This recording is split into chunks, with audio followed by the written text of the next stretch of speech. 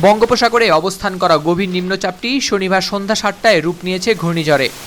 আজ সন্ধ্যা বা মধ্যরাত নাগাদ মোংলার নিকট দিয়ে সাগর আইল্যান্ড বা পশ্চিমবঙ্গ খেপুপাড়া উপকূল অতিক্রম করতে পারে।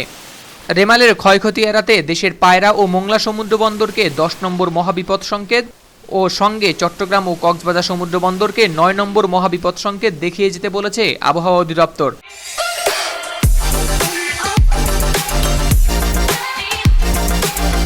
এ ধরনের ঘূর্ণিঝড়ে এবারই প্রথম নয়, এর আগেও আঘাত এনেছে এবং ব্যাপক ক্ষয়ক্ষতির সম্মুখীন হয়েছে বাংলাদেশ।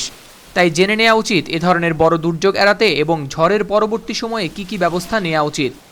ঘূর্ণিঝড় রেমাল চলাকালীন ও পরবর্তীতে করণীয় সম্পর্কে প্রয়োজনীয় দিক নির্দেশনা দিয়েছে আবহাওয়া অধিদপ্তর। নির্দেশনাগুলো হলো: ১.